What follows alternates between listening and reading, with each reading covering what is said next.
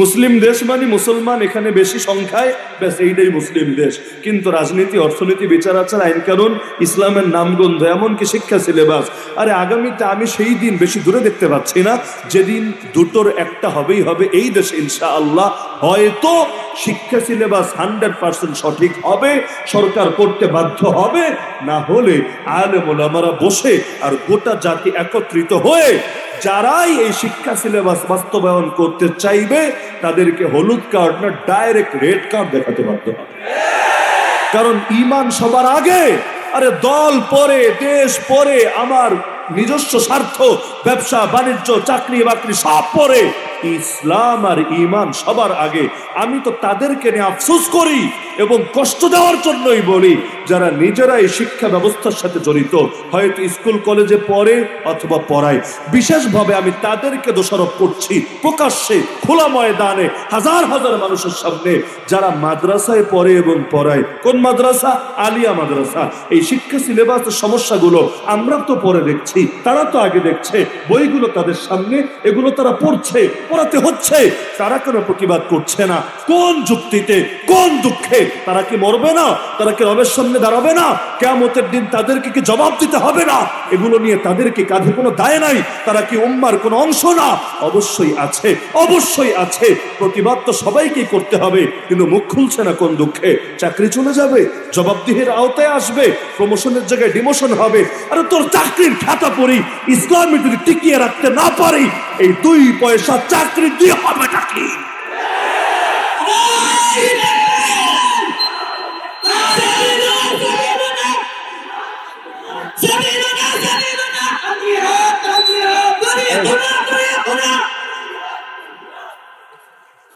তো এখন যতদিন পর্যন্ত এই দেশের মধ্যে ইসলাম পুরোপুরি কায়েম করা যাচ্ছে না, ততদিন আমার নজরে, এগুলো সবই আমার ব্যক্তিগত মত, গ্রহণ করতে কেউ বাধ্য না, ভালো লাগলে বিবেচনা করবেন, না হলে ফেলে দিবেন।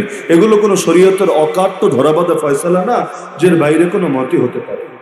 ততদিন পর্যন্ত আমাদের জন্য সবচাইতে বড় করণীয় এখন হলো যে রাজনৈতিকভাবে ইসলামপন্থীরা একক শক্তি নিয়ে দেশের ক্ষমতায় যাবে, বাহ্য দৃষ্টিতে আগামী 1 যুগেও এটা সম্ভবপর মনে হচ্ছে না। আল্লাহ যদি চান সেটা ভিন্ন কথা, আল্লাহর কোনো ওসিলা লাগে না, কোনো আসবাব লাগে না। আল্লাহ যদি বলেন কুন হও, কোন সঙ্গে সঙ্গে হয়ে যায়। কিন্তু আমি স্বাভাবিক হালতকে মূল্যায়ন করে বলছি যে এককভাবে ইসলামপন্থীরা ক্ষমতায় যাবে, গিয়ে সব তন্ত্রমন্ত্র বাদ দিয়ে ইসলামী শাসনতন্ত্র কায়েম করবে, এটা আগামী 1 যুগ কি, যদি আমি বলি আগামী 20-30 বছরেও আমার নজরে সম্ভব মনে হয় না। মনে হয় না খুব বেশি বাড়াবাড়ি অত্যুক্তি হবে না। তাহলে করণীয় কি? যে এই কয়দিন তাহলে বিচ্ছিন্নভাবে যতটুকু পরে চেষ্টা চালাবো, আর চেষ্টা যা চালানোর তা তো চালাবেনই, কিন্তু এই কয়দিন যদি অপেক্ষায় থাকেন, পরবর্তী প্রজন্মরে হয়তো মুসলমানই আর দেখতে পাবেন। তাহলে কি করতে হবে? আমার নজরে ক্ষমতায় কবে আসবো না আসবো পরের মাসালা, ওটা ইলেকশনের দ্বারা, সিলেকশনের দ্বারা নাকি তরিকা, ওটা পরের মাসালা। কিন্তু সবার আগে ভাবতে হবে যে এই দেশের মুসলমানরা মৌলিক কিছু বিষয় আলহামদুলিল্লাহ এখনো একমত আছে। যেমন ইসলামী শাসনের চাইতে উত্তম কোন শাসন হতে পারে না। কিসের গণতন্ত্র, কিসের সমাজতন্ত্র, কিসের সাম্যবাদ, ঘোড়ার ডিম, দুনিয়ার কোনো কিছুই ইসলামের ধারে কাছে আসতে পারে না। কারণ ইসলাম দিয়েছেন আল্লাহ, এগুলো বানিয়েছে বান্দা। যেদিন কেউ বলবে যে আল্লাহর বান্দা এক হতে পারেন, আল্লাহর জ্ঞান বান্দার জ্ঞান এক হতে পারে, ওদিন এই মতবাদগুলোকে এক ভাবা যায় কিনা চিন্তা করা যাবে। তো যেহেতু মানেন আল্লাহর বান্দার মধ্যে তুলনা চলে না, আল্লাহর দেওয়া দিন আর বান্দার বানানো মতবাদের মধ্যে তুলনা চলে না, সুতরাং এই জাতির একজন মূর্খ সূর্খ পাপী লোক ইনশাল্লাহ এই ব্যাপারে একমত হতে দ্বিধা করবে না যে তন্ত্র মন্ত্রে শান্তি নাই, ইসলামের কোনো বিকল্প নাই। আপনাদের কারো দ্বিমত আছে না কে ব্যাপারে? তন্ত্রমন্ত্রে শান্তি নাই, তন্ত্রমন্ত্রে মুক্তি নাই, তন্ত্রমন্ত্রে কল্যাণ নাই, আর ইসলামের কোনো বিকল্প নাই, না আগে ছিল, না এখন আছে, না কখনো থাকবে। ইসলামই একমাত্র কার্যকরী সমাধান হিসেবে রয়ে যাবে। তো এখন আমাদের করণীয় হলো এই মূল লক্ষ্যগুলোতে, যে বিষয়গুলোতে আমরা একমত, যেমন শিক্ষা ব্যবস্থার বিষয়ে আমরা একমত। গত বছর আমাদের আন্দোলনের ফলে সব ঘরানার আলেম, কওমি বলেন, সালাফি বলেন, তাবলিগি বলেন, মুরিদান বলেন, যে যে সার্কেলের প্রত্যেকের সম্মিলিত আন্দোলনের দ্বারা আলহামদুলিল্লাহ পরিবর্তন এসেছে নাকি আসে নাই? বান্দর তত্ত্ব থেকে নাই, সরকারি কোটি কোটি টাকা লস হয়েছে, অনেক বই নতুন করে ছাপাতে হয়েছে, তবুও আন্দোলনের দ্বারা এই ফল পাওয়া গেছে নাকি যায় নাই? কেন? কারণ ওই গুটি কয়েক, ওই জাফর ইকবাল আর এই সে, ওদেরকে এত পাওয়ার হয়ে গেছে যে এই দেশের 95% মুসলমানের বিরুদ্ধে গিয়ে ওরা নিজেদের হ্যাডম দেখাবে। না, এই পাওয়ার আগেও ছিল না, এখনো নাই। শিয়ালরা রাজত্ব করে তখন যখন সিংহরা ঘুমিয়ে থাকে। সিংহরা যদি একবার জেগে ওঠে, শিয়াল মামাদের তখন টর্চ লাইট দিয়েও খুঁজে পাওয়া যায়। আমাদের এক এক মাহফিলেই যে শ্রোতা হয়, গোটা এই বাংলাদেশের নাস্তিক সবগুলোর এক ময়দানে আনলেও হয়তো শ্রোতা হবে, বেশি লাগবে না। বালিয়ার মাহফিলের শ্রোতারে কাউন্ট করবেন, আর বাংলাদেশের যত নাস্তিকের আন্ডা বাচ্চা আর মহামান্য বান্দর মহোদয়ের নাতিপুতি আছে সবগুলারে একটা একটা করে হিসাব করবেন। যদি আপনি প্রমাণ করতে পারেন যে না, আমাদের এক মঞ্চের শ্রোতার চাইতে গোটা দেশের নাস্তিক কুল বেশি, প্রয়োজনে আমরা নতুন করে আবার ভাবতে শুরু করব, আগের কথাগুলোকে ঐক্য করব। পারবেন না তো কি এমন ঘোড়ার ডিমের ক্ষমতা হয়েছে? হাতে একটু পাওয়ার থাকলে সবাই ভাব দেখাতে পারে, কিন্তু পাবলিক যদি পরনের কাপড় টেনে খুলে ফেলে, ভাব তখন এমনি বের হয়ে আসে। তো যেই বিষয়গুলোতে আমরা একমত আছি, ওই বিষয়গুলোতে সকলে একযোগে কাজ করবে। এমনকি মক্কা থেকে মদিনায় যে রাসূলুল্লাহ সাল্লাল্লাহু আলাইহি ওয়াসাল্লাম হিজরত করলেন, হিজরত করেই তিনি তিনটা কাজ করেছিলেন গুরুত্বের সাথে। এক নম্বরে ছিল মসজিদ নির্মাণ করা, দুই নম্বরে ছিল মুসলমানদের মধ্যে ভ্রাতৃত্ব স্থাপন করা, তিন নম্বরে ছিল একটা নীতিমালা, একটা আইন, একটা সংবিধান, মদিনা সনদ নামে যা আজও পরিচিত, সেটা প্রণয়ন করা। হিজরতের পর এই তিনটা কাজে আল্লাহ রাসূল সাল্লাল্লাহু আলাইহি ওয়াসাল্লাম সর্বাগ্রে এবং সবচাইতে বেশি গুরুত্বের সাথে আঞ্জাম দিয়েছিলেন। মসজিদ কেন? কারণ মসজিদই হলো আমাদের আদর্শের, আমাদের শক্তির, আমাদের ভালোবাসার, আমাদের ঐক্যের মূল জায়গা। এই মসজিদ থেকে যেমনি ভাবে নামাজ আদায় হয়, এই মসজিদে মুসলমানরা পারস্পরিক দেখাশোনার দ্বারা একজন আরেকজনের প্রতি আকৃষ্ট হয়, মহাব্বত লাভ করে। এই মসজিদে মুসলমানদেরকে সাম্যের কাতারে আনে, মুসলমানদের সকল ভেদাভেদ দূর করে। আইনে জন্মে জব আ গয়া ওয়াক্তে নামাজ, একই সপনে খড়ে হো গয়ে মাহমুদ আয়াজ। যুদ্ধ চলছে, যুদ্ধের ময়দানে সুলতান মাহমুদ গজনবী হলো নেতা, আর আয়াজ হলো তার গোলাম, তার ভৃত্য। কিন্তু যখন নামাজের ইকামত হচ্ছে, নামাজের কাতারে দাঁড়াচ্ছে, যেখানে সুলতান মাহমুদকে দাঁড়াতে হচ্ছে, ঠিক তার পাশেই গোলাম আয়াজকে দাঁড়াতে হচ্ছে। কোন আকবর করে দাঁড়ানো যাচ্ছে না, বরং কাতার সোজা করাকে নামাজের গুরুত্বপূর্ণ অংশই বানিয়ে দেওয়া হয়েছে। লাতুসাউন্না সুফুফাকুম আও লা ইউখালিফান্নাল্লাহু বাইনা উজুহিকুম, হয়তো কাতার সোজা করবা, না হলে আল্লাহ তোমাদের মধ্যে বিরোধ তৈরি করে দেবে। তো সুন্নত নামাজ, নফল নামাজ, ওয়াজিব নামাজ এগুলো পড়বে ঘরে, ফরজ নামাজ এসে পড়বে মসজিদে, দেখা সাক্ষাৎ হবে, সালাম কালাম হবে, মিল মহাব্বত হবে। জুম্মার নামাজ আবার প্রত্যেক মসজিদে মসজিদে না, একটা এলাকায় বড় একটা জায়গায় বড় একটা জামে মসজিদে হবে। এখানে আরো কয়েক পাঞ্জেগানা মসজিদের মুসল্লি এসে জমায়েত হবে, তাদের মধ্যে দেখা সাক্ষাৎ হবে, কথাবার্তা হবে, মিল মহাব্বত হবে। ঈদের নামাজ আবার মসজিদেই না, বরঞ্চ বিশাল একটা ময়দান থাকবে, সেখানে কয়েক গ্রামের লোক এসে এক জায়গায় একত্রিত হবে, দেখা সাক্ষাৎ হবে, সালাম কালাম হবে, বিল মহাব্বত হবে। এক ইমামের অধীনে সকলে দাঁড়াবে। ইমাম যখন বলবে আল্লাহু আকবার, বাস তাহরিমুহা আত-তাকবীর ওয়া তাহলিলুহা আত-তাসলিম, তখন ইতিপূর্বে যে কাজগুলো তার জন্য বৈধ ছিল এখন অবৈধ হবে।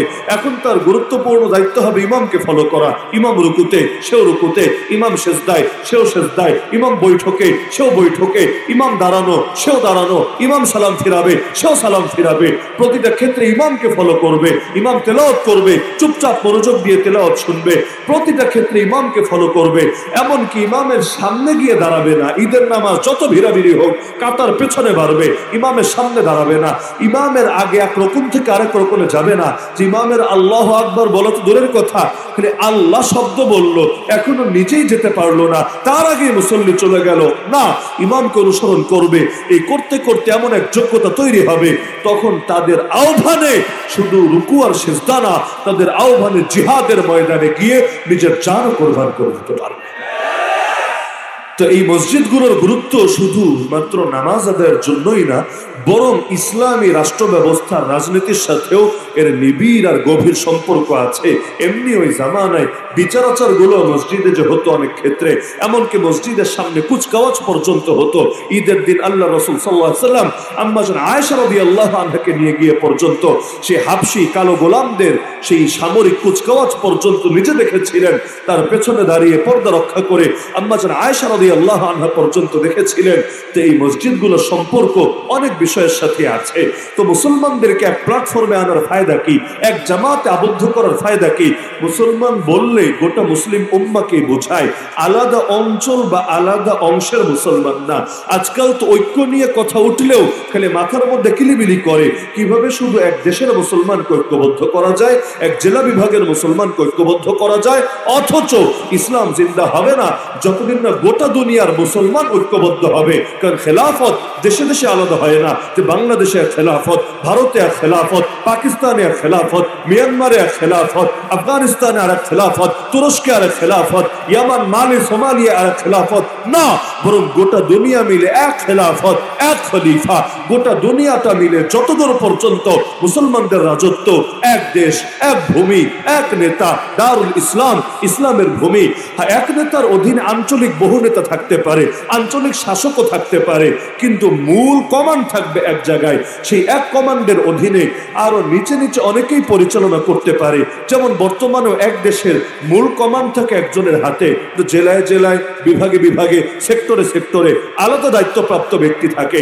যেমন মোগলরা যখন সুলতান ছিল, খলিফা তো মোগলরা ছিল না, খলিফা ছিল ওসমানীরা, তুর্কিরা। তো তুর্কিরা ছিল খলিফা আর এরা ছিল আঞ্চলিক শাসক। তো আঞ্চলিক শাসন থাকায় সমস্যা না, কিন্তু কেন্দ্রীয় খলিফাকে মানা লাগে। কেন?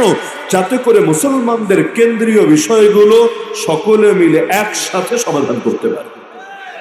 বলবেন মুসলমানদের কেন্দ্রীয় বিষয় কি? এই জাল আকসার গায়ে আঘাত হেনেছে, আল্লাহর কসম এটা শুধুমাত্র ফিলিস্তিনের মুসলমানদের ইস্যু না, হামাসের মানে হারাকাতুল মুকাওয়ামা আল ইসলামিয়ার ইস্যু না, এটা শুধুমাত্র সেই গাজ্জাতুল ইজ্জা আর সেই পশ্চিম তীরের মুসলমানদের ব্যাপার না, বরং এর সাথে জড়িত পৃথিবীর সকল মুসলমানের আকীদা, সকল মুসলমানের মহাব্বত, সকল মুসলমানের জিহাদ। সুতরাং আকসা রক্ষায় যদি কাউকে এগিয়ে আসতে হয়, সে শুধু এক দেশের লোক হবে না, বরং গোটা দুনিয়ার মুসলমান হবে। আকসার জন্য জিহাদ করা লাগলে বাংলাদেশের মুসলমানও করবে, পাকিস্তানের মুসলমানও করবে, আফগানের মুসলমানও করবে, তুরস্কের মুসলমানও করবে। আর 180 কোটি মুসলমান থেকে যে বাহিনী গঠিত হবে, তারা গিয়ে এই ইহুদিদের কোমর ভেঙে দিয়ে আসবে।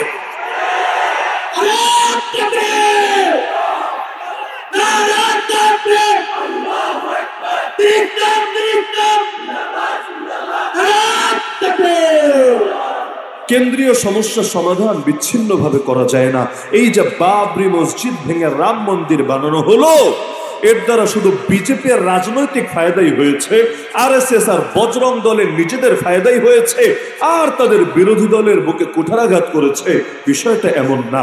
এর দ্বারা শুধু ভারতের মুসলমানদের হৃদয় রক্তক্ষরণ হয়েছে, বিষয়টা এমন না।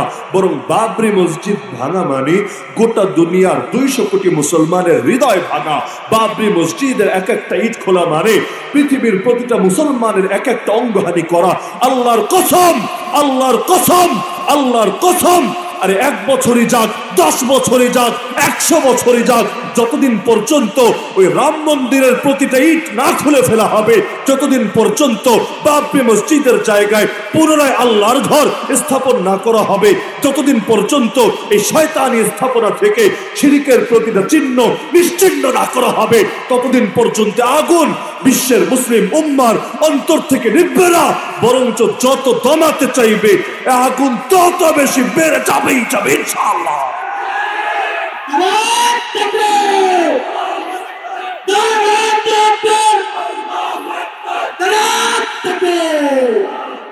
যত দিন যাবে দেনা শুধু বাড়বে, দেনা যত বাড়বে এর মানে মাফ হবে এমন না, প্রতিটা দেনাকে কড়ায় গন্ডায় শোধ করে নেওয়া হবেই হবে। পৃথিবীর মধ্যে মুসলমানদেরকে ঐক্যবদ্ধ করে অনেক সময় কাফের।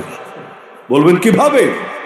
যখন সুখের দিন থাকে তখন অনেকের গায়ে তেল জমে, কিন্তু যখন কোমরে এসে আঘাত পড়ে, অস্তিত্ব সংকট দেখা যায়, দেয়ালে পিঠ ঠেকে যায়, তখন অস্তিত্ব রক্ষার্থে বনের প্রাণীরা পর্যন্ত অনেক ক্ষেত্রে একযোগে নেমে আসে। বহু জানোয়ার এমন আছে, একটারে ছুঁয়ে দেখেন, যখন দেখবে আমার জাতি ভাইয়ের গায়ে হাত উঠেছে, দুদিন পর আমার গায়ে উঠতে পারে, দেখবেন সকলে একযোগে আপনার ঘরে বরবাদ করে ছাড়বে। তো অনেক ক্ষেত্রে আমাদের ঐক্যবদ্ধ করে কাফেররা, যেমন ফিলিস্তিনের মুসলমানদের মধ্যে আপনার কি ধারণা কোনো দলাদলি ছিল না, কোনো ভাগাভাগি ছিল না? তাদের মধ্যে বিভিন্ন মাসালা নিয়ে, বিভিন্ন মতামত নিয়ে ভিন্নতা বিভক্তি ছিল না? অবশ্যই ছিল। ভিন্নতা নাই এমন দেশ দূরের কথা, এমন একটা গ্রাম আমাকে দেখাতে পারবেন? সম্ভব না। হাতের পাঁচ আঙ্গুল যেমন সমান হয় না, এক পরিবারে 10 ভাই থাকলে সবার মত যেমন এক হয় না, সুতরাং এক এলাকায় যদি 1000 মুসলমান থাকে, তাদের মতামত এক হবে না, হওয়ার কথাও না। সাহাবী যুগেও এক ছিল না। যদি থাকতো, অন্তত সাহাবীদের মধ্যে মতামত নিয়ে যুদ্ধ হতো না। আলী এবং আয়েশা রাদিয়াল্লাহু আনহুর মধ্যে যুদ্ধ হয় নাই, আলী এবং মুয়াবিয়া রাদিয়াল্লাহু আনহুর মধ্যে যুদ্ধ হয় নাই। তো যদি ওই জামানায় ইখতিলাফ থাকতে পারে, এই জামানায় তো আরো বেশি হতে পারে। কারণ মুসলমান বেড়েছে, অঞ্চল বেড়েছে, নবীর জামানার সাথে দূরত্বও বেড়েছে, আমাদের ভেতরে লোভ, হিংসা, প্রতিহিংসা, ফিতনা এগুলোও বেড়েছে।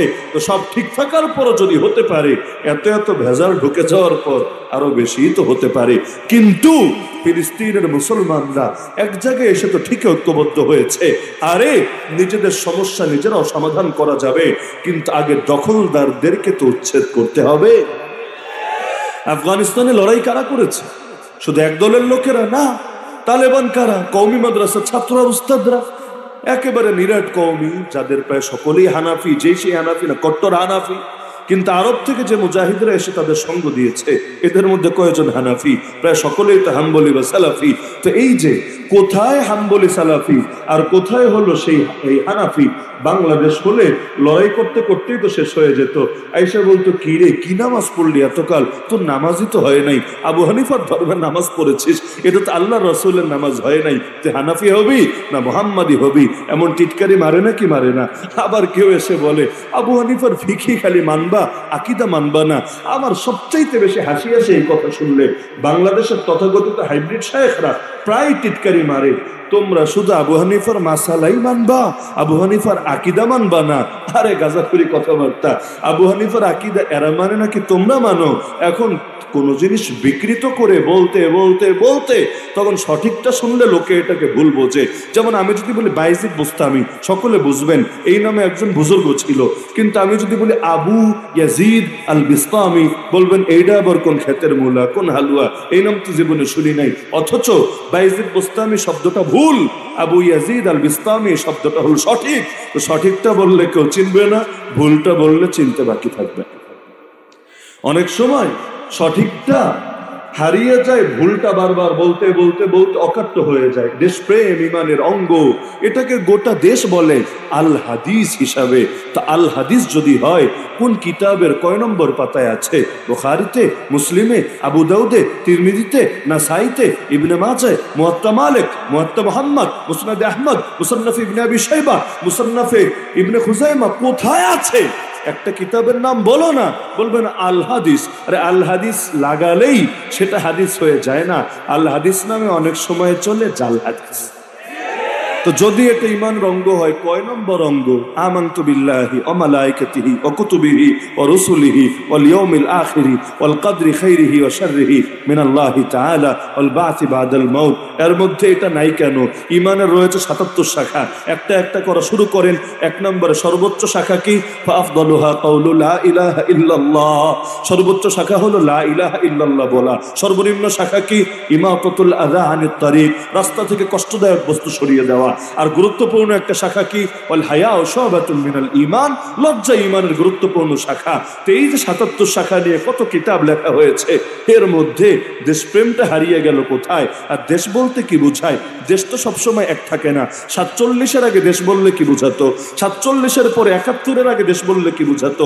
71-এর পরে 2024 পর্যন্ত দেশ বললে কি বুঝায়? তো ইসলাম কি 15-20 বছর পর পর পোল্টি মাইরা চেঞ্জ হয় নাকি? যে এর আগে ঈমানের অঙ্গ হইল এই পুরাটা মানা, এরপর ঈমানের অঙ্গ হইল এতখানি মানা, তারপর ঈমানের অঙ্গ আবার ভাগ হয়ে এতখানি মানা, এভাবে ঈমানের অঙ্গ প্রত্যঙ্গ চেঞ্জ হয় নাকি? হাত আগে ছিল ইয়া লম্বা, পরে কেটে হয়েছে এতটুকু, তারপর হয়েছে এতটুকু, এভাবে অঙ্গরে কেটে টুকরা টুকরা করা যায় নাকি? তো অনেক সময় ভুলটা বলতে বলতে সেটাই সমাজে সত্য হয়ে যায়। তা আবু হানিফার আকীদা ওলামায়ে দেওবন্দ মানে না, তো কি তোমরা মানো? ঠিক হয়। আমি এখান থেকে ওপেন চ্যালেঞ্জ দিয়ে রাখলাম, যদি কোনো হাইব্রিড শাইখের মনে হয় যে আবু হানিফার আকীদা মানে ওরা আর আমরা শুধু মাসালা মানি, আকীদা মানি না, আকীদা মানতে চাইলে আমাদেরকেও ওই দলে গিয়ে যোগ দিতে হবে, তাদের মতো হুবহু আকীদা লালন করতে হবে। আমরা 24 ঘন্টা গোটা জাতির সামনে প্রকাশ্যে ভার্চুয়াল ডিবেটে বসতে রাজি আছি যে কারো সাথে। ওদের কোন শায়েখ আসবে চ্যালেঞ্জে গ্রহণযোগ্য, আবার ওই রাস্তা থেকে একটা মাথাচাড়া দিয়া নিজে নতুন করে ভাইরাল হওয়ার নিয়ত নিয়ে এগুলোর দরকার নাই। ওদের বাস্তবেই মাথাওয়ালা যেগুলো আছে এক একটা আসুক ময়দানে, ইনশাআল্লাহ বাকিটা বিতর্কের দ্বারাই প্রমাণিত হয়। কারণ বাস্তবে যদি ইমাম আবু হানিফার মাসালা নিতে পারেন, আকীদা নিতে সমস্যা কোথায়? আদর্শ নিতে সমস্যা কোথায়? আর যার আকীদাই ভেজাল তার মাসালা আবার সহি হয় কেমনে? আর আকীদা যদি ঠিক থাকে নিতে আপত্তি কোথায়? অবশ্যই যৌক্তিক প্রশ্ন। তো সমাধান আলোচনার দ্বারাই হোক, অযথা কাদা ছড়াছড়ি করে কি লাভ? তো বলছিলাম যে অনেক সময় মুসলমানদেরকে ঐক্যবদ্ধ করতে সাহায্য করে কাফেররা। মায়ের যখন শুরু হয়, চারদিকে যখন আগুন লেগে যায়, দেখে পালানোর তো কোনো জায়গা নাই, এখন কি করবে? এখন একজন আরেকজনকে সহযোগিতা করে সকলে মিলে একসঙ্গে বাঁচতে চায়। কারাগারতে 1 বছর পর্যন্ত নিজের চোখে দেখে এসেছি কত ভিন্ন মতের আলেম, কত ভিন্ন ধারার আলেম। এক সময় হয়তো একজন আরেকজনকে গালি দিত, একজন আরেকজনের বিরুদ্ধে স্টেজ কাঁপাতো, কিন্তু এখন পাশাপাশি বিছানায় সকাল দুপুর রাত একসাথে কাটছে, একই সাথে খাবার খাচ্ছে। ক্যান্টিন থেকে আমি চকলেট আনলে সেও খাচ্ছে, সে বিস্কুট আনলে আমিও খাচ্ছি। এভাবে মাসের পর মাস দীর্ঘকাল যাচ্ছে, ফলাফল আর দিনগুলো এমন ভাবে এক হয়ে যাচ্ছে যেন একজন আরেকজনের জন্য জান কোরবান দিয়ে দিতে পারবে। যেই জিনিস লাখ লাখ টাকা খরচ করে করা যেত না, ওই জিনিস সরকার বিনামূল্যেই করার ব্যবস্থা করে দিয়েছে। আলেম ওলামার জন্য বিশেষ যে মেহমানখানা তৈরি করেছে, আরে অনেকের মেহমানখানা আলাদা হয়। রাষ্ট্রদূত যদি আসে, বিদেশ থেকে কোনো মন্ত্রী এমপি, কোনো প্রধানমন্ত্রী রাষ্ট্রপতি যদি আসে, ওদের মেহমানখানা আলাদা। আর আমাদের হুজুরদের জন্য মেহমানখানা আলাদা। হুজুরদেরকে তো সবার সাথে রাখা যায় না, আমাদের জন্য স্পেশাল মেহমানখানা আছে কেরানীগঞ্জে, আছে কাশিমপুরে, আছে দেশের আরো বিভিন্ন জায়গায়। এগুলো স্পেশাল মেহমানখানা। এখানে নেওয়া হয়, বিনামূল্যে ডাল ভাত পরিবেশন করা হয়, কারণ গরিব দেশ বলে কথা। এখন ডাল ভাত যা সামর্থ্য থাকে তাই পরিবেশন করতে থাকে, কিন্তু বড় একটা ফায়দা তারা ঘটিয়ে দেয়। লাখ লাখ টাকা ব্যয় করে আলেমদেরকে এক জায়গায় এনে একত্র করা যায় না, কিন্তু বিনামূল্যেই তারা খালি এক জায়গায় না, বরং এক হৃদয়ের অধিকারী বানিয়ে ছাড়ে। আমি নাম বলবো না, আমি নাম না বললেও অনেকে বুঝবেন। কারাগারে ঢোকার আগে কেউ কেউ হয়তো ভিন্ন চিন্তার ছিল, বের হওয়ার পর সম্পূর্ণ ভিন্ন চিন্তার হয়ে গেছে। কারাগারে বের হওয়ার পর হয়তো যাদের বিরুদ্ধে কাদা ছড়াছড়ি করত, কারাগার থেকে বের হয়ে তাদের সাথে মিলেমিশে দিন কায়েমের জন্য এখন নিজের বুকে তাজা রক্ত ঢালতে রাজি হয়ে গেছে। এগুলো কি এমনি এমনি হয়ে গেছে? না, আমার আল্লাহর কৌশল আলাদা। ওয়া মাকারু ওয়া মাকারাল্লাহ আল্লাহু খায়রুল মাকিরিন। দুশমন যেই রাস্তা দিয়ে মারতে চায়, আল্লাহ কখনো সেই রাস্তা দিয়ে বিজয় এনে দেয়। নবী মুসা আর তার সঙ্গীদেরকে তাড়া করতে করতে সমুদ্র পর্যন্ত পৌঁছে দিয়েছে যে এখন তো তোরা মরবি মরবি, যাবি কোথায়? তো পাগলরা জানে না এই পর্যন্ত ওরা এদেরকে আনে নাই, বরং আল্লাহ ওদেরকে এদের পেছনে লাগিয়ে এনে হাজির করেছে। মরবে এখন মুসা না, মরবে এখন মুসার সাহাবীরা, মরবে এখন ফিরাউন আর তার সাঙ্গপাঙ্গরা। ফলাফল ফালাম্মা তারা আল জামআনি ক্বালা আসহাবু মুসা ইন্না লামুদরাকুন। কোরআন বলছে দুই দল যখন একদল আরেক দলকে দেখে ফেললো, এবার মুসা সাহাবীরা বলে উঠলো, আরে ধরা তো খেয়েই গেলাম। নবী মুসা বললেন, ক্বালা কাল্লা, কিছুতেই না, ইন্না মাইয়া রাব্বি সায়াহদিন, আমার সাথে আমার রব আছে, তিনি পথ বের করবেন। কিভাবে করবেন জানি না, কিন্তু ইসলামকে তিনি যে হেফাজত করবেন এটা নিয়ে কোনো সন্দেহ না। আল্লাহ পথ বের করেছেন, একটা না তো 12টা পথ, 12 বার লাঠির আঘাতে। 12 পথ কেন?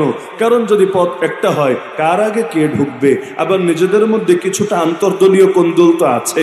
এখন কে আগে ঢুকবে, কে পরে যাবে, এগুলো নিয়েই তো মারপিট চলতে থাকবে। বাংলাদেশেও দেখেন না, একদল মাহফিল করবে, আরেক দলের মাহফিলটা কেমনে দমাবে, একদল কাজ করবে, আরেক দলরে কেমনে নামাবে। উভয়ের লক্ষ্য হয়তো এক, রাজনীতি করবে, ভালো কথা, কিন্তু এখন আরেক দলরে কেমনে নামায়া নিজে আগানো যাবে। অথচ এও বলে ইসলাম, ও বলে ইসলাম, এও বলে বলে শরিয়া চাই, ও বলে শরিয়া চাই, কিন্তু কেউ কাউরে দেখতে পারে না। কিভাবে আরেকজনকে দমানো যায়, এটাই হয়ে গেছে মূল এজেন্ডা। তো এখন গোটা দুনিয়ার মুসলমানদের ভাগ্য জড়িত একই জায়গায়, কারণ সমস্যাগুলো একসাথে জড়িত, সমাধানও করতে হয় একসাথে। খেলাফত এটা কোনো দেশীয় বিষয় না, বরং এর সাথে গোটা দুনিয়ার মুসলমানের সকলের আবেগ জড়িত, সকলের ঈমান আকীদা জড়িত, হাজারো মাসালা সম্পর্ক পর্যন্ত এর সাথে। এমনকি যদি ভাগ করিও, তারপরও কিছু কিছু আঞ্চলিক শক্তিকে মিলে থাকতে হয় একসাথে। যেমন বাংলাদেশে যারা ইসলাম কায়েমের স্বপ্ন দেখে এবং দেখায়, আমি যদি এটা স্পষ্টভাবে বলি যে এই দেশে কখনোই পূর্ণাঙ্গ শরিয়া কায়েম করা সম্ভব না আগে ওই ভারতের হিন্দুত্ববাদীদের সাইজ না করলে। কথাটা কি বেশি ভুল হবে? কারণ পার্শ্ববর্তী রাষ্ট্রে ইসলাম কায়েম হবে আর ওরা বসে বসে ললিপপ খাবে, এটা কিভাবে ভাবা যেতে পারে? তখন কি সামরিক অ্যাটাক চালাবে, নাকি অর্থনৈতিক অবরোধ দিবে, নাকি দেশীয় গাদ্দার রাজাকার গুলোকে উস্কে দিয়ে এদেরকে ময়দানে নামাবে? বলাই তো মুশকিল। কত সময় কত আলেমরা পর্যন্ত বিপদে ফেলে দেয় দূর থেকে ইশারা দিয়ে, কত কত ভয়াবহ ট্র্যাজেডি ঘটিয়ে দেয় দূর থেকে ইশারা দিয়ে, অথচ এখনো লড়াই শুরুই হয় নাই, কেউ খেলতে নামেই নাই, খেলার প্রস্তুতি চলছে মাত্র। এতেই যদি এভাবে দাউ দাউ করে আগুন জ্বলে, খেলা যখন শুরু হবে রিঅ্যাকশনটা তখন কেমন হতে পারে? তো যতই আবেগে লেকচার দেন না কেন, কিন্তু বাস্তবতা হলো ওই আমেরিকা যেমন একসময় গোটা দুনিয়ার শাসিয়ে বেড়াতো, যেখানে ইসলামের ওই রস্যইটা খালি দেখতে পেত, ওই জায়গায় বাহিনী নিয়ে ছুটে যেত। এই আফগানিস্তানের উপর গায়ে পড়ে লাগতে গেল কেন? কারণ দেখেছে 5 বছর হয়ে গেছে ইসলামী শাসনের। এভাবে যদি চলতে থাকে, গোটা দুনিয়া ওদের তন্ত্র মন্ত্র বাদ দিয়ে ইসলামকে নিতে শুরু করবে। ইসলাম মানেই শান্তি, ইসলাম মানেই রহমত, ইসলাম মানেই কল্যাণ, ইসলাম মানেই বরকত। ইসলামে যেখানে যাবে আলোকিত হয়ে যাবে, যেখান থেকে মাইনাস হবে ওখান থেকে আলো সরে যাবে। মাত্র 2 বছর শাসন করেছে, দেখেন না আফগানের জমিনে কি বরকত আল্লাহ দিয়ে দিয়েছেন। কেমনে আসলো বরকত? আমেরিকা টাকা দিয়েছে? টাকা তো দেয় নাই, আরো মেরে খেয়েছে।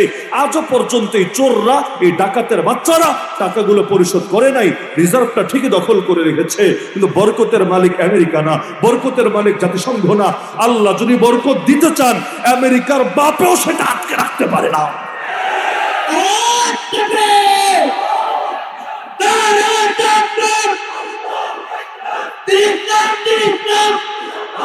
অনেকে বোঝাতে চায় যে আমেরিকা মনে হয় খেপেছে সেই টুইন টাওয়ার হামলার পরে। এরপর যেহেতু ওর কলিজা আঘাত লেগেছে, তাই সারা দুনিয়ায় বম্বিং করতে নেমে এসেছে। কথা যদি এমনই হয়, তাহলে সেই 2001-এর টুইন টাওয়ারের আগের 20-30 বছরের ইতিহাস নিয়ে বসেন না টেবিলে, দেখা যাক যে আমেরিকার গুন্ডামি, আমেরিকার জঙ্গিবাদ, আমেরিকার সন্ত্রাসবাদ, আমেরিকার উগ্রবাদ, আমেরিকার এই শয়তানি মোরলিপনা, এটা কি 2001-এ শুরু হয়েছে, না এরও কয়েক যুগ আগ থেকে চলছে? এর আগেও তো তারা মুসলমানদেরকে শান্তি দেয় নাই। যেখানে ইসলামের ঘ্রাণও পেয়েছে, ঠিক ওখানেই ছুটে গিয়ে হামলা ঠিকই চালিয়েছে। কারণ দেখেন না, মাছি একটাও খুঁজে পাবেন না। তো জিনিস খালি ভেঙে দেখেন না, কোত্থেকে আসবে টেরও পাবেন না। তো আমেরিকা চায় না কোথাও ইসলাম কায়েম হোক, কারণ জানে ইসলাম যদি কায়েম হয়েই যায়, ভণ্ডামির মুখোশ আর বেশি দিন পরে থাকা যাবে না। বাংলাদেশে একদল আছে, আমি নাম নাই বলি, লেবাসধারী, কিন্তু কোরআনের মাহফিল নিয়ে ওদের গায়ে বড় অ্যালার্জি। ওরা প্রতিটা এলাকায় নাচ গান নিয়ে সমস্যা নাই, কেউ যদি গিটার বাজায়, কনসার্ট করে, এগুলো নিয়ে সমস্যা নাই, যাত্রাপালা হয়, মঞ্চ নাটক হয়, এগুলো নিয়ে সমস্যা নাই, সিনেমা হল উদ্বোধন হয়, এ নিয়ে আপত্তি নাই। খালি যদি শোনে কোরআনের মাহফিল হবে আর সেখানে সিংহরা আসবে, আর ওদের ভেতরে আগুন নেভে না, যে কোনো মূল্যে সেটাকে দমিয়ে দিতে চায়, হুমকি দিয়ে, ধমকি দিয়ে, বিভিন্ন ভাবে প্রেসার ক্রিয়েট করে। এমন লোক আছে নাকি নাই? তো তোরাও তো ইসলামের কথা বলিস, তো অন্যের ইসলাম নিয়ে তোদের এত গা জ্বলে কেন?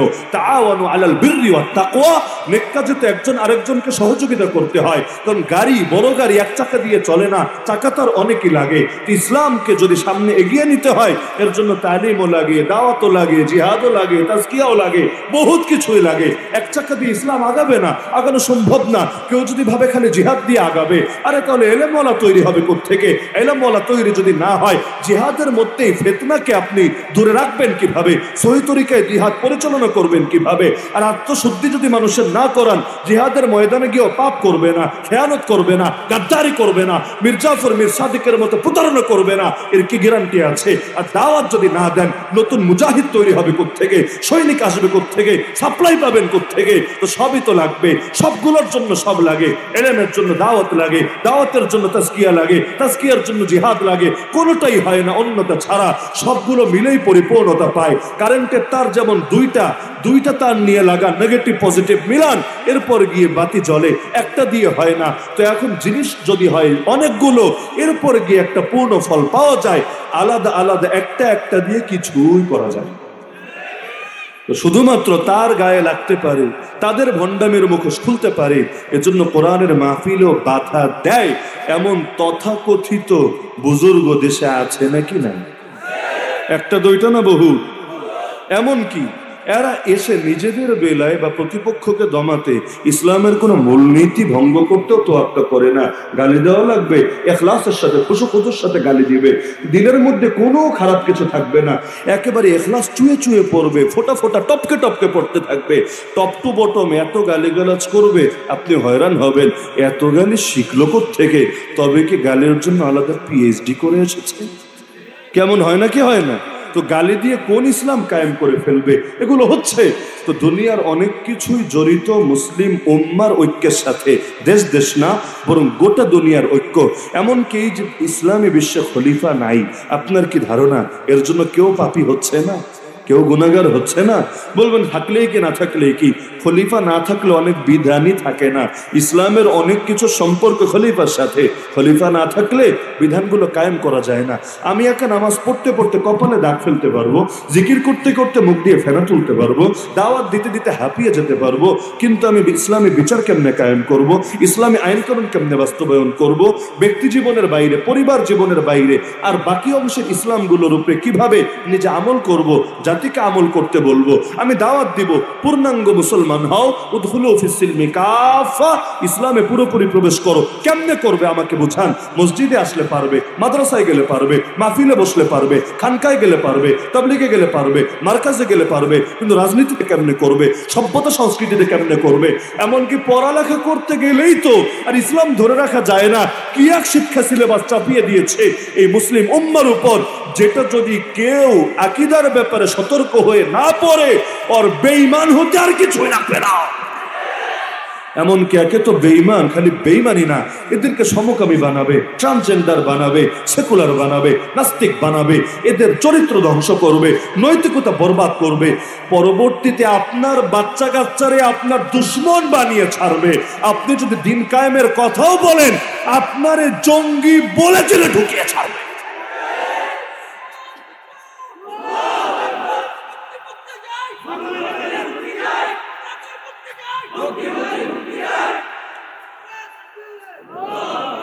কিশোরগঞ্জের তাকবীর এমন হলে হয় না, সিংহের তাকবীর হবে সিংহের মতো।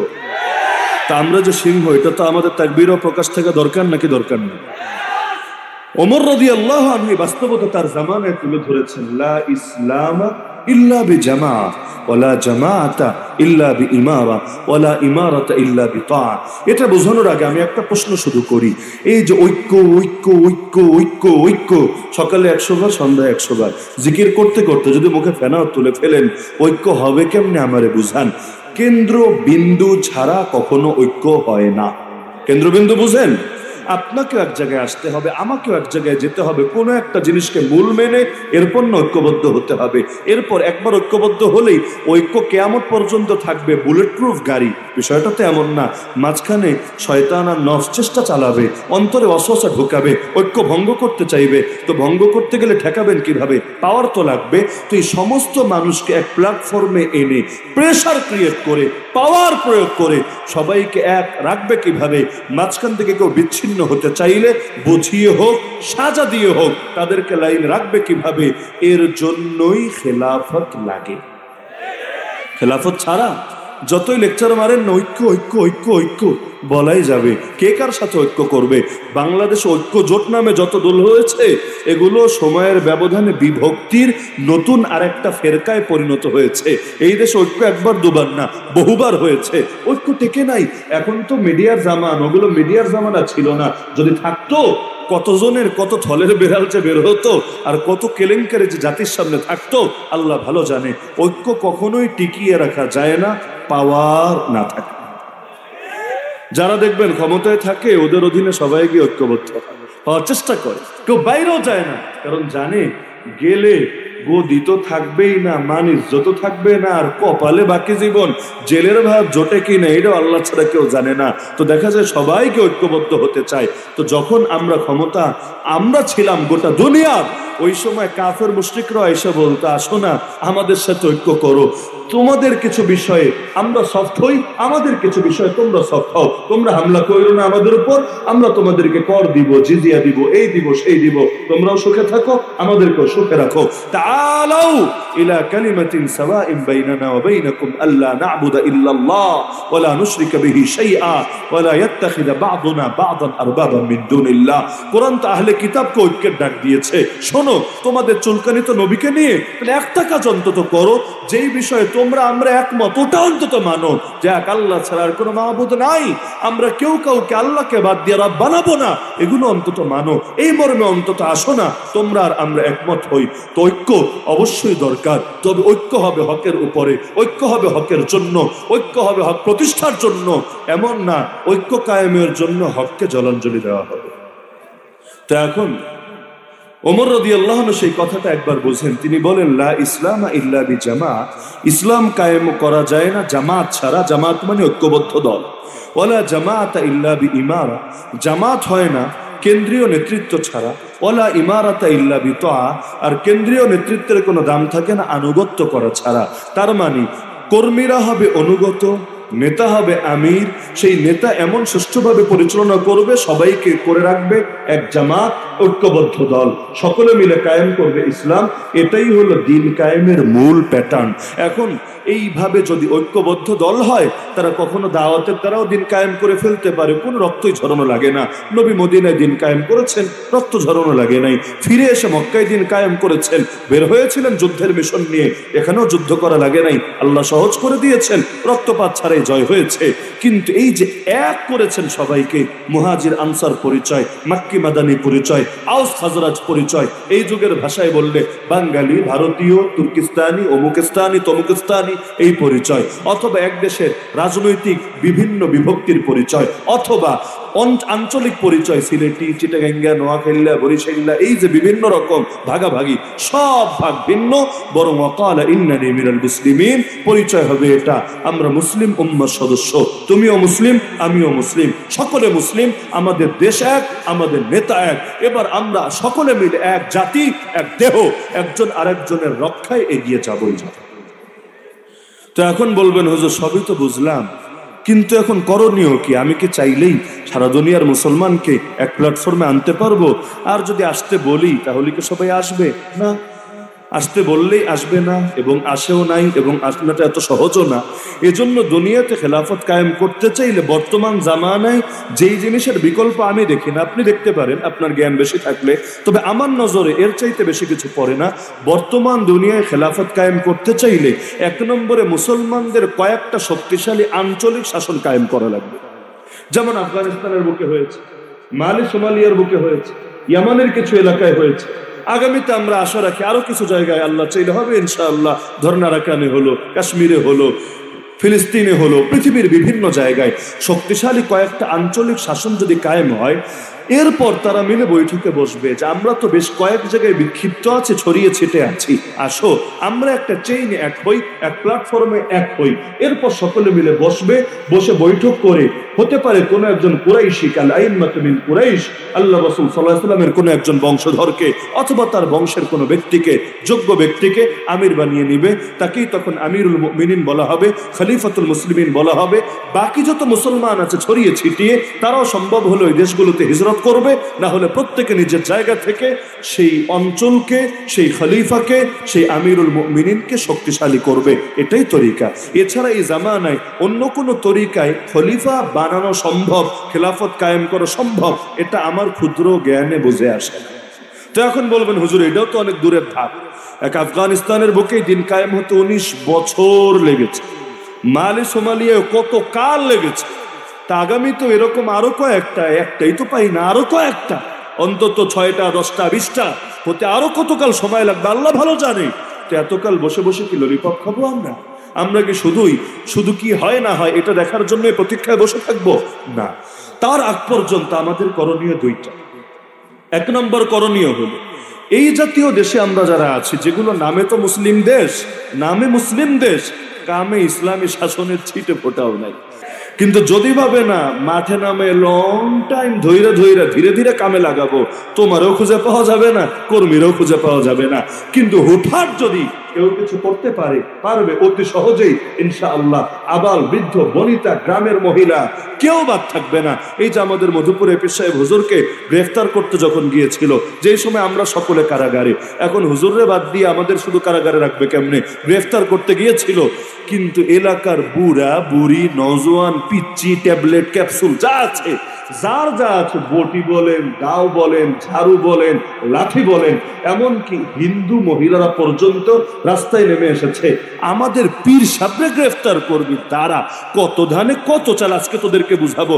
একবার না কয়েকবার গিয়েছে পীর সাহেব গ্রেফতার করবে বলে, কিন্তু এক মুকুটহীন সম্রাট আল্লাহ তাকে বানিয়ে দিয়েছেন, পারে নাই, বরং প্রতিবার ফিরে আসতে বাধ্য হয়েছে।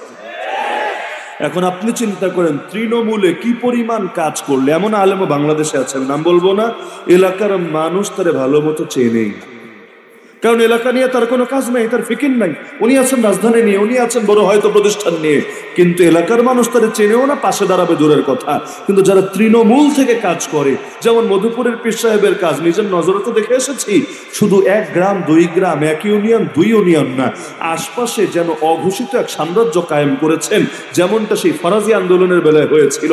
রাজা না, কিন্তু ব্রিটিশরা পর্যন্ত এদেরকে গুনতে বাধ্য হতো। সেই তিতুমিরের বাঁশের কেল্লাই বলেন, হাজী শরীয়তুল্লাহ আন্দোলনের কথাই বলেন, আল্লাহ তাদেরকে এমন এক পাওয়ার দিয়েছিল যে ব্রিটিশরা এত বিশাল রাজত্বের অধিকারী হওয়ার পরও এদেরকে নিয়ে আলাদা মাথা ঘামাতে হতো। এমনকি দূরের কথা কি বলবো, আরে কিছুকাল আগেও আমেরিকা তার থিঙ্ক ট্যাঙ্ককে দিয়ে যে রিপোর্ট বানিয়েছিল বাংলাদেশের ইসলাম আর মুসলমানদেরকে নিয়ে, সেখানে মুফতি ফজলুল হক আমিনীকে নিয়ে আলাদা করে বিশাল লেখা লিখে রেখেছিল। এই দেশেও এমন টাইম গিয়েছে যখন মন্ত্রিসভায় বসেও কোনো বিষয় নিয়ে আলোচনা করতে গিয়ে বারবার শুধু এই প্রশ্নটা তুলেছে, এটা যদি পাশ করি মুফতি আমিনী আবার মাঠে নামবে না তো? ভাবতে পারেন আল্লাহ তাআলা কি তাদেরকে দিয়ে দিয়েছেন। কখনো এক ব্যক্তি একটা উম্মত হয়ে যায়, একটা জামাত হয়ে যায়, তার অস্তিত্বই গোটা জাতির জন্য রহমত হয়ে যায়। সেই শাহ আহমদ শফি রহমতুল্লাহ আলাইহি হুইল চেয়ারে বসে 90+ বয়সে গিয়ে যে ঐক্যের নজির এই দেশে কায়েম করেছেন, আমার মতো হাজার নওজোয়ান লাখ নওজোয়ান মিলে ওই ঐক্যের নজির এই দেশে দেখাতে পারবে? অথচ বুড়া মানুষ কি পারবে? লাঠি দিয়ে পিটাতে পারবে না? উঠে জোরে সোরে কাউরে গালি দিতে পারবে? কিছুই তো না। আরে কিচ্ছু লাগবে না, তার উপস্থিতিটাই গোটা জাতির জন্য রহমত হয়ে যায়। তো এখন যতদিন পর্যন্ত ক্ষমতায় আসবো না, তো বসে বসে ললিপপ খাওয়ার সুযোগ নেই, বরং আমার দৃষ্টিতে ততদিন পর্যন্ত কাজ হলো যেই বিষয়ে আমরা একমত, এবং ফিতনার তো শেষ নাই, সমস্যা তো শেষ নাই, সবগুলো নিয়ে একসাথে কথাও বলা যায় না, একসাথে কাজও করা যায় না। ধীরে ধীরে ধীরে প্রায়োরিটি দিয়ে একটা একটাকে তারপর সামনে আগাতে হয়। তো বড় বড় ফিতনাগুলো নিয়ে সবার একযোগে কাজ করা দরকার। কথা যখন একদিক থেকে বলা শুরু হবে, সবাই মিলে বলবে। মাঠে যখন নামা লাগবে, কে কোন দল, কে কোন ধারা, কে কোন সাইডের হুজুর, সবাই মিলে একসঙ্গে ময়দানে নামবে, অঘোষিত ভাবে, অদৃশ্য ভাবে, কোন দলের ব্যানার ছাড়া। দলের ব্যানার কেন ছাড়া বলছি বুঝতে পারছেন অবশ্যই, কারণ দলের ব্যানার দিলে দল দমানো সহজ, আদর্শ দমানো এত সহজ না। আদর্শ থাকে বুকের ভেতরে, আদর্শ দমাতে চাইলে গোটা জাতিরে মেরে পুরো দেশটাকে কবরস্থান বানাতে হবে। তো দল দমাতে বেশি কিছু লাগে না, নেতাগুলো নাই করে দিলে দল এমনি নাই হয়ে যায়। সুতরাং অঘোষিত ভাবে অদৃশ্যভাবে এই দেশের সকল মুসলিম আর ইসলামপন্থীরা, মুসলিম আর ইসলামপন্থী শব্দে একটু পার্থক্য আছে, ওদিকে না যাই সময় স্বল্পতার কারণে, সব মুসলিম আর ইসলামপন্থীরা যদি এই অদৃশ্য একটা প্ল্যাটফর্ম কায়েম করতে পারে, যেহেতু আমাদের উপর সামরিক আগ্রাসন কমই চলে, সাংস্কৃতিক আগ্রাসন বেশি চলে, নাস্তিকরা, সেকুলাররা, পশ্চিমের দালালরা, ভারত চায়নার দালালরা, ইসরায়েল আমেরিকার দালালরা ওদের আদর্শ আমাদের উপর চাপানোর চেষ্টা বেশি করে। সুতরাং ওরা যেমনে মারে, মাইরের জবাবও দিতে হবে সেভাবে। সবসময় হাত দিয়ে মাইর হয় না, কখনো মারে হাতে, কখনো মারে ভাতে। আমাদেরকে আগে ওদেরকে সাইজ করতে হবে ভাতে। ওই একটা দুইটা চর থাপ্পড় দিয়ে কিচ্ছু হবে না, বরং এমন এক শক্তি অদৃশ্যভাবে কায়েম করতে হবে। একটা জিনিস চাপানোর আগে, এই যে এইটার ইংলিশ বইয়ে নবী সুলাইমান আলাইহিস সালামের চিত্র দিয়ে দিয়েছে, ভাবতে পারেন নবীর কার্টুন যদি কেউ ছাপে, আরে সে তো দুনিয়ায় বেঁচে থাকার অধিকারী হারিয়ে ফেলে। অথচ নবী সুলাইমান আলাইহিস সালামের ছবি এক পাশে, রানী বিলকিসের ছবি আর এক পাশে, মাঝখানে ইংলিশ একটা কবিতা। আমি এই দেশের এই বছরের এইটার ইংলিশ বইয়ের কথা বলছি, সম্ভবত পৃষ্ঠা নম্বর 6, গিয়ে চেক দেন না গিয়ে। আরে কয়টা সমস্যা নিয়ে আলোচনা করবেন? অনেকে ভাবে খালি শরীফ শরীফাই মনে হয় শেষ কথা। না রে ভাই, সমস্যা এত বেশি, সর্বাঙ্গে ব্যথা, ওষুধ দিব কোথা? সবচাইতে ভালো হতো যদি আমাদের কিছু সচেতন আলেম ওলামার সাথে ওই বামরামদেরকে একটা বৈঠকে বসাতে পারতো কয়েক ঘন্টা ব্যাপী। ওরা এগুলোর যুক্তি তর্ক দিত বৈধতার পক্ষে, আর আমরা তুলে ধরতাম প্রতিটা অসঙ্গতি দলিল প্রমাণের আলোকে।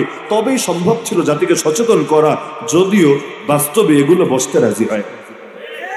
কিন্তু সমস্যা শেষ নাই। নবীর কার্টুন ছাপলে ফ্রান্সের বিরুদ্ধে এত আন্দোলন করলেন, এত আন্দোলন, ফ্রান্সের পণ্য বয়কট করলেন। এখন আপনার দেশের স্কুল কলেজে সেই নবীর কার্টুন খালি ছেপেই শেষ না, আপনার বাচ্চাদেরকে পড়াবে, দেখাবে, শিখাবে। ঈমান গেল কোথায় হারিয়ে? ভাবতে পারেন কোন সঙ্গীন হালতে আমরা পৌঁছেছি। নবীর ইজ্জতই বাঁচাতে পারছি। নবীর ইজ্জত রাখতে না পারলে জীবন দিয়ে কি লাভ হবে? 2 পয়সাও দাম নাই জীবনের যদি নবীর ইজ্জত, আমরা বেঁচে থাকতে নবীর ইজ্জত বরবাদ হয় দুনিয়ার বুকে। সুতরাং এই অঘোষিত ভাবে একটা প্ল্যাটফর্ম কায়েম করা দরকার নাকি দরকার? হ্যাঁ, ইখতিলাফ আমি বলছি না ইখতিলাফ মিটিয়ে দেন, ইখতিলাফ আগেও ছিল, এখনো আছে, থাকবে। ইখতিলাফ মিটানো এটা কারো কাজ না, এবং অতীতেও হয়নি। সাহাবীদের জামানায় ইখতিলাফ ছিল, কয়টা প্রমাণ লাগবে আপনার? মাসালাগত ইখতিলাফ, এমনকি কোনো ইখতিলাফ নিয়ে এটা বড় পর্যায়ে পৌঁছে গিয়েছিল। এই যে যুদ্ধ হয়েছিল ইখতিলাফের কারণেই তো। ইখতিলাফ ছিল, আছে, থাকবে। ইখতিলাফ সহকারী পৃথিবীতে 1200 বছরের অধিক খেলাফত ছিল। তো ইখতিলাফের জায়গায়, ঐক্যের জায়গায়, বাতিলের বিরুদ্ধে আমরা এক। আমাদের ইখতিলাফ নিজেদের ভিতর। দ্বিমত আছে নাকি কারো? আপনি যেই দলের হন, হাইয়া আলাল সালাহ শুনলেও তো একসঙ্গে মসজিদে ছুটে আসেন। তো আপনি যেই দলেরই হন, হাইয়া আলাল জিহাদ শুনলেও যেদিন ময়দানে নেমে পড়তে জানবেন, ইনশাআল্লাহ সেদিন আমাদের বিজয়ের পথ সুগম হবে। তো 1 নম্বর কাজ এইটা। 2 নম্বর কাজ আমার দৃষ্টিতে, যারা রাজনৈতিকভাবেও এই দেশ আগাতে চায়, আমি এটাই ভেবে পাই না আন্তর্জাতিক সম্পর্ক শুধু কি সেকুলারদেরই দরকার, নাস্তিকদেরই দরকার? এদেশে যারা ইসলামকে রাজনৈতিকভাবেও বিজয়ী করতে চায়, তাদেরকে রাজনৈতিক কোনো সম্পর্ক আন্তর্জাতিক পরিসরে দরকার না? এই জামানাই তো গ্লোবালাইজেশনের জামানা, বিশ্বায়নের জামানা, কেউ কারো থেকে আলাদা না। তা আন্তর্জাতিক হাত ছাড়া আপনি আঞ্চলিকভাবেও তো কিছু করতে পারবেন না। যুদ্ধ এখন কিছু হয় অস্ত্র দিয়ে, কিছু হয় কূটনীতি দিয়ে। এই যে তালেবানরা জয়ী হয়েছে, কেউ যদি বলে শুধু অস্ত্রের জোরে, আমি বলবো তুমি ইতিহাসও জানো না, বাস্তবতাও বোঝো না, রাজনীতি, জিহাদ কোনোটার ব্যাপারেই তোমার ইলম নাই। বরং এর পেছনে অস্ত্রও ছিল, এর পেছনে কূটনীতিও ছিল। কূটনীতি কারে বলে নতুন করে আমি বোঝাতে যাচ্ছি না, ওটা আবার আরেক আলোচনা। তো এখন কূটনৈতিক তদবিরের দরকার আছে নাকি নাই? খালি আওয়ামী লীগের দরকার, খালি বিএনপির দরকার, খালি জাতীয় পার্টির দরকার, খালি জাসদ, বাসদ, মাসুদ, রাসদ কি জানি আছে, ওদেরই দরকার, নাকি সকলের দরকার? ওদের সম্পর্ক যদি হয় বাতিলের ভিত্তিতে, আমাদের সম্পর্ক হবে ঐক্যের ভিত্তিতে। আর ইসলাম তো চাই এটা, গোটা দুনিয়ার মুসলমানরা ঐক্যবদ্ধ থাকবে, সকলে সকলের বিপদে পাশে দাঁড়াবে। কিন্তু দেখেন আমরা এই ক্ষেত্রে কতটা পিছিয়ে। বাংলাদেশে আন্তর্জাতিক ব্যক্তিত্ব কয়জন আছে ইসলামী অঙ্গন? আন্তর্জাতিক ব্যক্তিত্ব বুঝেন? আরব আজম সকলে তাকে চেনে, সমীহ করে, মানে। সে যদি একটা আহ্বানও করে যে আমরা দিন কায়েম করেছি, তোমরা এই সাপোর্ট দাও আমাদেরকে, এমন পরিচিত ফেস এই দেশে কি একটা দেখাতে পারবেন আপনি? সন্দেহ আছে। অথচ যোগ্য আলেম বাংলার জমিনে নাই তা না আছে। কিন্তু এই বিষয়টা নিয়ে আমরা নজর দিচ্ছি না বা এটাকে হয়তো জরুরি মনে করছি না। মাল্লাম ইয়ারিফ আদাত জামানিহি ফাহুয়া জাহিলুন, আমাদের আকাবিররা আমাদেরকে শিখিয়ে গেছেন যুগের আদত যারা বোঝে না তারা জাহেল। সুতরাং আন্তর্জাতিক সম্পর্কের দরকার আছে নাকি নাই? দরকার আছে নাকি নাই? কারণ আপনি এক পা দেওয়ার আগে ভাবতে হবে যে পা একটা দিলাম না 10টা দিলাম, এটা মূল কথা না, কিন্তু একটার জায়গায় 10টা দিয়ে যদি 20টা পিছাতে হয় এটা বড়ই দুঃখজনক ব্যাপার। তো সাপোর্ট সবারই লাগে, শেল্টার সবারই লাগে। দিন কায়েম করবেন আর আমেরিকা, ইন্ডিয়া, চায়না জাতিসংঘরে নিয়ে আপনারে দমাবে, আপনারও কিছু পাওয়ারের দরকার আছে যেটা দিয়ে পাওয়ারের কাটাকাটি করতে পারবেন আপনি, এমনটা দরকার নাকি দরকার? আর যদি কেউ এই দুঃস্বপ্ন দেখেন, অনেকে দেখে আর যে শুধুমাত্র সব বৃহৎ পরিকল্পনা, দীর্ঘমেয়াদী প্ল্যান, দূরদর্শী চিন্তা ভাবনা বাদ, এমনকি অদৃশ্য ঐক্যবদ্ধ প্ল্যাটফর্ম বাদ, খালি দল একটা বানায়া কিছু মুরিদ টুরিদ নিয়া ভোটাভুটি কইরাই ক্ষমতায় চলে যাবেন। 50 বছর 52 বছর তো গেছে, আরো কয়েকশো বছর যাবে, ওই ললিপপ খাওয়ার স্বপ্ন আর পূরণ হবে না। দৌড় খালি মেম্বার চেয়ারম্যান পর্যন্ত থাকবে, আর 2-4টে এমপি হলেই ঘোড়ার ডিমের ফায়দা হবে। কিন্তু এই ইসলামী শাসনতন্ত্র কায়েম করতে চাইলে, বাস্তবে ইসলামী সংবিধান কায়েম করতে চাইলে যে শক্তির দরকার আছে, ওটা ভোটাভুটি দিয়ে হবে না রে ভাই। যেখানে এই দেশের কেন্দ্রীয় নেতারাই বারবার বলে বিদেশিরাই নাকি ক্ষমতায় আনে, বিদেশিরাই নাকি ক্ষমতা থেকে সরায়, তার মানে এখানে কতটুকু জনগণের দ্বারা হয় আর কতটুকু অন্যের ইশারার দ্বারা হয় এটা জাতির সামনে স্পষ্ট না। আর এটা ভাববেন না অধিকাংশ জনগণ আপনার পক্ষে থাকবে। আমি লিখে দিয়ে যাব, অধিকাংশ কখনোই ভালোর পক্ষে ছিল না এবং আল্লাহর খলিফা মাহদী আসার আগ পর্যন্ত থাকবেও না। অধিকাংশরে নিয়ে কিছু করতে চাইলে ইসলামের চিন্তা বাদ দেন, তাইলে শয়তানের পথ ধরেন, অধিকাংশকে পাশে পাবেন, অধিকাংশ জীবনেও পাশে দাঁড়াবে না, কারণ এতে তাদের স্বার্থ রক্ষা হবে না। আর স্বার্থের বাইরে গিয়ে কে দাঁড়াবে পাশে? দুনিয়াতে মুসলমান বেশি না মুসলিম বেশি? নিঃসন্দেহে মুসলিম বেশি। মুসলমানের মধ্যে নামাজি বেশি না বেনামাজি বেশি? নিঃসন্দেহে বেনামাজি বেশি। নারীদের মধ্যে পর্দানশীল বেশি না বেপর্দা বেশি? নিঃসন্দেহে বেপর্দা বেশি। ইসলাম কায়েম করবেন, এর ফলাফল কি তা কি বেনামাজিরা জানে না? তা কি জিনাকাররা জানে না? তা কি চোরেরা জানে না? ডাকাতরা জানে না? মদের কারবারে যারা জড়িত, নেশার কারবারে যারা জড়িত তারা জানে না? এই দেশে চোর না কয়জন? কষ্ট নিয়েন না, চোর না কয়জন? সুদ ঘুষে জড়িত না কয়জন? বাটপারি দুর্নীতি করে না কয়জন? তো এই মানুষগুলো এত সহজে মেনে নেবে আপনাকে? রাস্তায় গাড়ি অ্যাক্সিডেন্ট হতে দেরি হয়, পকেটের মোবাইল মানিব্যাগ হাওয়া হতে দেরি হয় না। এই চোর কি আসমান থেকে নাজিল হয় না জমিন ফাঁক হয়ে বের হয়? তো এখন কারে নিয়ে কাজ করবেন? কারে? এমনকি কখনো লেবাস পরেই যে আকাম কুকাম করে, কার উপরে আস্থা রাখবেন অন্তর চিরে না দেখে? সুতরাং অধিকাংশ কোন দিকে আর কম সংখ্যক কোদ দিয়ে, এটা দিয়ে ইসলাম কায়েম হবে না। ইসলাম কায়েম হবে আল্লাহ তার রাসূলের আদর্শ কোন দিকে, এটা দেখে। এখন অধিকাংশ পক্ষে থাকলেও আলহামদুলিল্লাহ, না থাকলেও ব্যাপার না। অধিকাংশের ময়দানে নামালে কি টিয়ার শেল মারা শুরু হলে, গুলি মারা শুরু হলে কয়টা থাকবে পাশে? আমাদের এই 2 চোখ সাক্ষী আছে, 2 কান সাক্ষী আছে। আমাদের কই সবক শিখিয়ে লাভ নাই, বরং নিজের চোখে দেখে দেখে আমরা বুঝেছি অধিকাংশের নামানো যেমন সহজ, টেকানোর চেয়ে 1000 কঠিন। ওই সবাই বলবে এগিয়ে যাও, আমরা আছি তোমার সাথে, তোমার সামনে, তোমার পেছনে, তোমার ডানে, তোমার বামে। খালি বিপদ শুরু হতে দেরি, টর্চ লাইট দিয়েও খুঁজে পাবেন না কোনো কাজ। কি বেশি অবাস্তব মনে হচ্ছে কথাগুলো? অবাস্তব মনে হলে গালি দেন, সমস্যা নাই, গালি খেতে আমরা রাজি আছি। নবীরাই যদি খেতে পারেন আমরাও খেতে পারবো। এজন্য চামড়া আগেই মোটা করে রেখেছি। ওয়ালা ইয়াখাফুনা লাউমাতা লাইম। কিন্তু একজন মানুষ যদি কথাগুলো নিয়ে ভাবে, তাহলে তাকেও এটা ভেবে কিছু না কিছু করণীয় নির্ধারণ করতে হবেই হবে। ওই ভোটাভুটি দিয়ে দিন কায়েমের স্বপ্ন দেখেন না রে ভাই। এই মাটিতে বামরাই সুবিধা করতে পারে নাই, আপনারা করবেন কোত্থেকে? হ্যাঁ, বলবেন না ইসলামের সৌন্দর্য দেখিয়ে দেখিয়ে করব, পারবেন না, অতীতেও হয় নাই। আমি নজির টানতে যাচ্ছি না, না হলে অনেকে আবার বলবে আমাদের দুঃখ দিয়ে, আর আবার দলিল দেয়, আমাদের গা থেকে রক্ত ঝরে, এর এগুলো দিয়ে প্রমাণ হিসাবে উপস্থাপন করে। দরকার নাই, কারো কলিজে আঘাত দেওয়ার দরকার নেই। তবে বাস্তবতা এটাই, ভোটাভুটি দিয়ে বাংলার জমিনে ইসলাম কায়েম করা। আরে ফতোয়া রাখেন, আমি ফতোয়ার আলোচনায় তো আজকে ঢুকেই না। ঢুকেছে নাকি? কোনটা হালাল, কোনটা হারাম, কোনটা মুবাহ, কোনটা ওয়াজিব, ওদিকে আমি যাচ্ছি না। আমি বাস্তবতার আলোকে কথা বলছি, কারণ আমরা তো আর মঙ্গল গ্রহে থাকি নাই, দুনিয়ায় থাকি। বাস্তবতা দেখে দেখেই সিদ্ধান্ত নিতে হবে। আল্লাহ নবী তার জামানার বাস্তবতা মূল্যায়ন করেন নাই? করেছেন। কাবাঘর বাড়ান নাই কেন?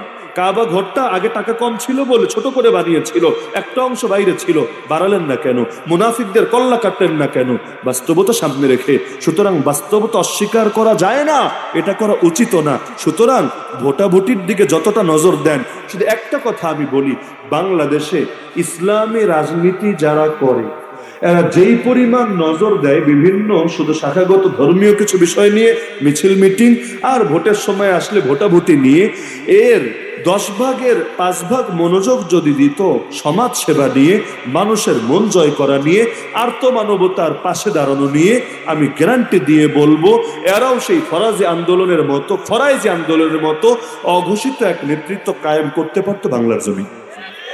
কিন্তু বাস্তবতা হলে এখনো পর্যন্ত মানুষ এই ইসলামী রাজনীতিবিদদের ভাবে এদের কাম খালি ফতোয়া টতোয়া দিবে আর ধর্মের উপরে আঘাত আসলে টুকটাক আন্দোলন করবে, ব্যাস। জীবন আর জীবিকাও আঘাত খেলে সবার আগে যে এরাই পাশে দাঁড়াবে, এদের কাছে সবচাইতে কার্যকর আধুনিক বিজ্ঞানসম্মত ফর্মুলা আছে। বাস্তব কথা এটা অধিকাংশ মানুষ এখনো জানেও না, মানেও না, স্বীকারও করে না, একমত। বাস্তব না কি অবাস্তব? আগামীকাল হয়তো আমার বিরুদ্ধে অনেকে খেপবে, আপনি সবাই আঘাত দিচ্ছেন। তো যেটা বাস্তব সেটা তো বলতে হবেই হবে। হয়তো দুদিন আগে বুঝবে, কেউ দুদিন পরে বুঝবে। আমরা বললে আমরা গালি খাবো, যখন বড়রাই মুখ খুলবেন তখন আর গালি কারে দিবে? আমরা মিউজিক নিয়ে মুখ খুলেছিলাম, নারী দেহ প্রদর্শনী নিয়ে মুখ খুলেছিলাম, কি গালি আমাদেরকে দেওয়া হয়েছিল! সুবহানাল্লাহ। যেই পরিমাণ ভাত খাই নাই এর চাইতে বেশি গালি খাওয়া লেগেছে আমাদের। পরবর্তীতে দেখা গেল এই কথাও বলে দিল বাংলাদেশের 80% আলেম বলদ, এগুলার হিসাবে ধরে লাভ নাই, আর বাকি 20% নাকি মোটামুটি চলে। একমাত্র তিনিই হলেন বিশেষ জগতের এলিয়ান, যারে পুরোপুরি পারফেক্ট হিসাবে ধরা যেতে পারে।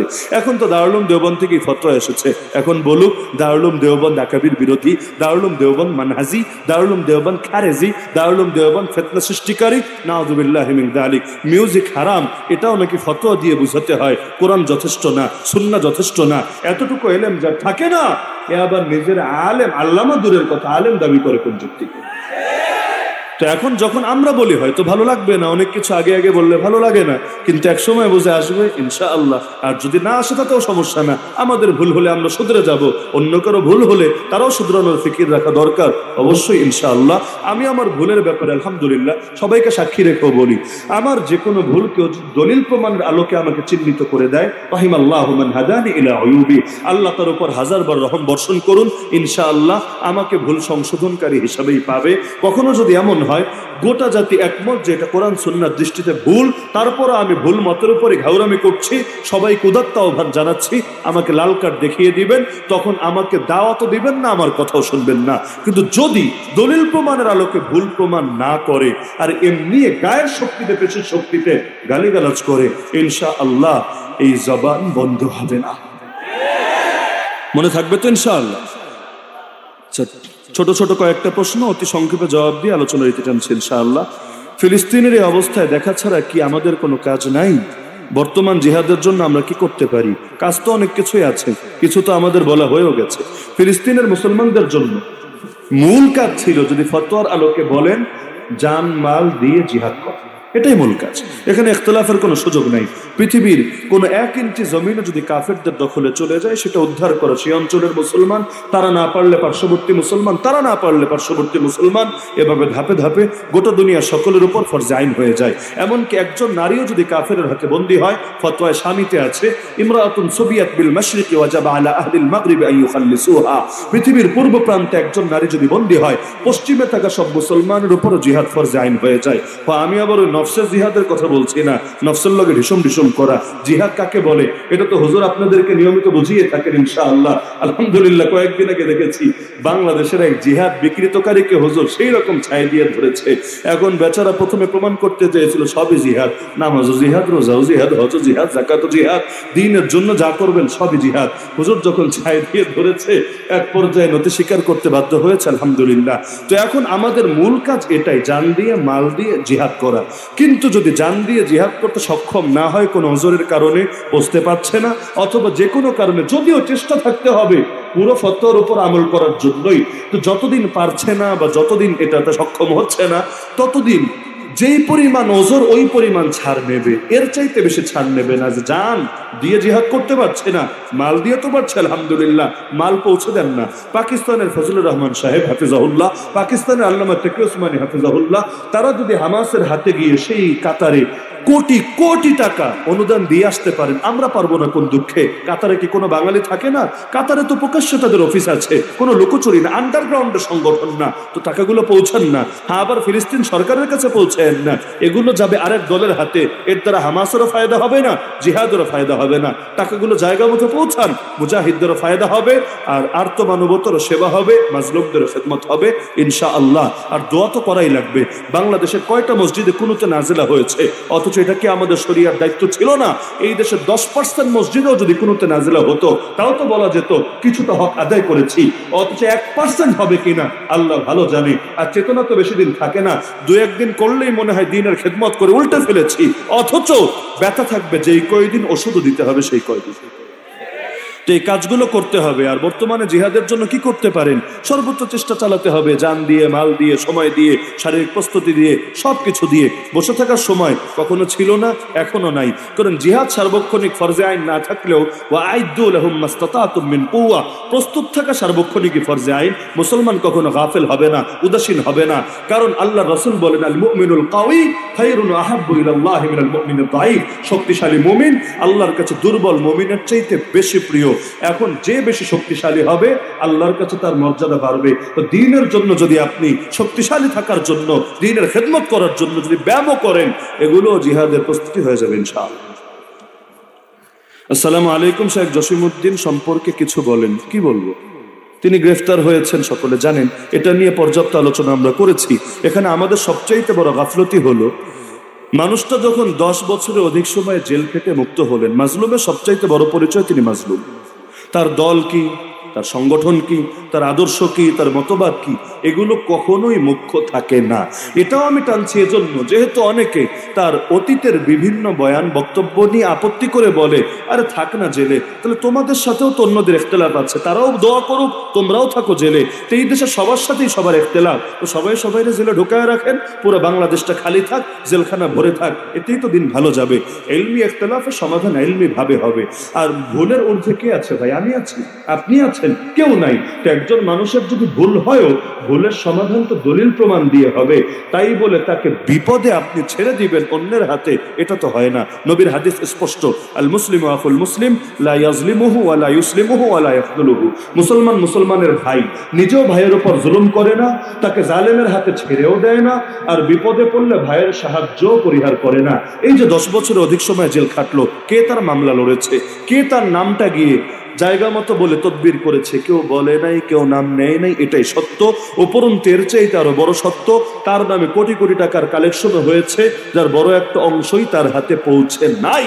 না হলে আইনি তদবির করলে স্বাভাবিক প্রক্রিয়ায় এই মামলার রায় বহু আগেই শেষ হয়ে যায়। কারণ এক মামলায় তার সাজা ছিল 5 বছর, তো 2013 থেকে 2024 5 বছর নাকি? আরে সাজা খাটা বহু আগে শেষ। তার মামলার তার চাইতে গুরুত্বপূর্ণ আসামি যারা, মানে তিনি তো অনেক পরের আসামি, তাকে বানিয়েছে হুকুমের আসামি। হুকুমের আসামি মানে তার বই পড়ে অনুপ্রাণিত হয়েছে, এজন্য আসামি। কিন্তু তার চাইতে বড় মামলা যাদের, তারা বহু আগে কারাগার থেকে বের হয়ে স্বাভাবিক জীবন যাপন করছে। কিন্তু কে দেখবে মামলা, কে লড়বে মামলা?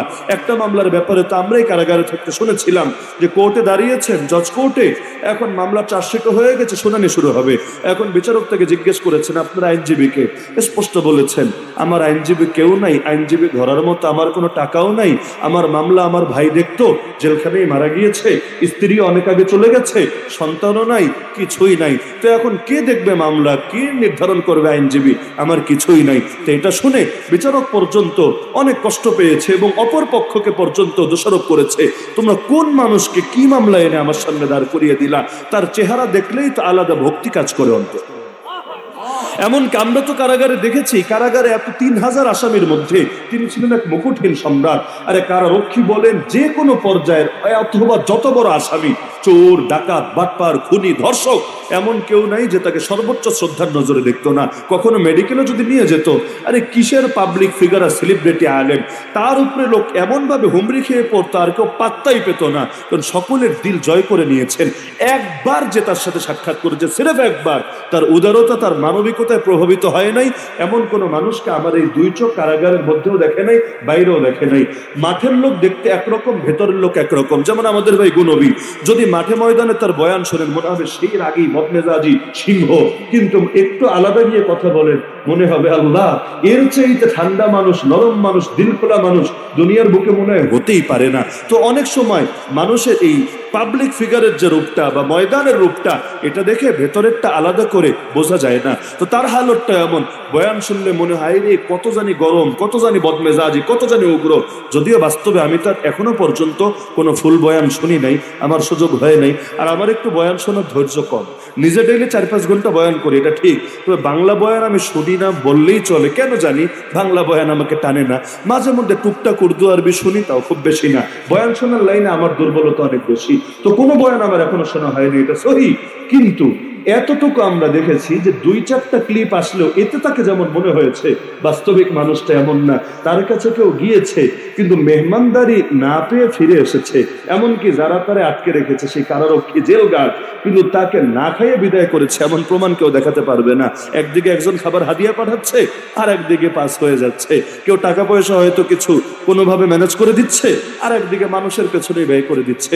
নিজের নিয়ে ভাবার সময় কোথায়? আর অসুস্থতা এই পরিমাণ, এক সময় তাকে কাশিমপুর কারাগারে 6 তলা বিল্ডিং এর, প্রতিটা বিল্ডিং এ এক এক তলায় 2টা করে ব্লক আছে। এর মধ্যে একটা ব্লকে 7 রুম আর এক ব্লকে 8 রুম। এর মধ্যে এক ব্লকে তিনি পুরো একা থাকতেন, সঙ্গে দ্বিতীয় কাউকে রাখা হতো না, যে তার সহবতে গিয়ে যদি আবার অন্য লাইনে চলে যায়, কাউরে রাখতো না।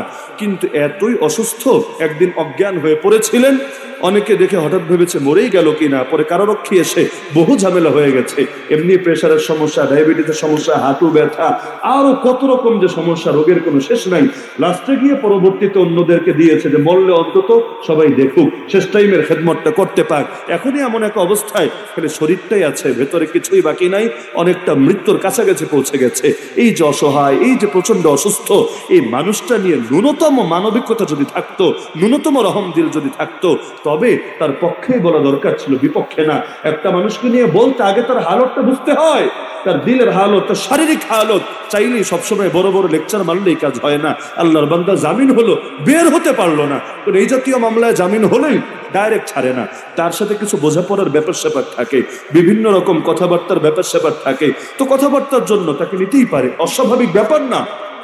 কিন্তু আল্লাহর বান্দারে ছাড়ার আগেই যেমনে বড় বড় ফিগাররাও লেকচার মারা শুরু করলো, সরকার নাকি এদেরকে ছেড়ে দিচ্ছে তাদের বিরোধিতা করার জন্য। কোন জগতের হালুয়া জানি তারা হয়ে গেছে, এদের বিরোধিতা করার জন্য কারাগারের আসামি ছাড়তে হবে। নাউযুবিল্লাহ। এই নিকৃষ্ট মন মানসিকতা নিয়ে গালিগালাজ হলো। কেউ কেউ অদৃশ্যভাবে কি করেছে না করেছে আল্লাহই ভালো জানে। দেখা গেল ডেইলি স্টারে রিপোর্ট হয়েছে যে তিনি বের হয়ে নাকি আবার জঙ্গি সংগঠন গোছাতে চেয়েছেন, সে বের হওয়ার একদিনের মাথায় আবার গ্রেফতার হয়েছেন। অথচ বেরটা হলেন কখন? গেলেন কার কাছে? বাসায় গেছেন, বাড়িতে গেছেন, কই গেছেন? এক জায়গা থেকে বের হলেন, কয়দিন থাকলেন, আর এক জায়গায় গিয়ে ঢুকে গেলেন। কিন্তু আমাদের এই গাফলতের কারণে এটা হলো। কেন অন্যান্য ওলামায়ে কেরাম গিয়ে তাকে রিসিভ করলো না?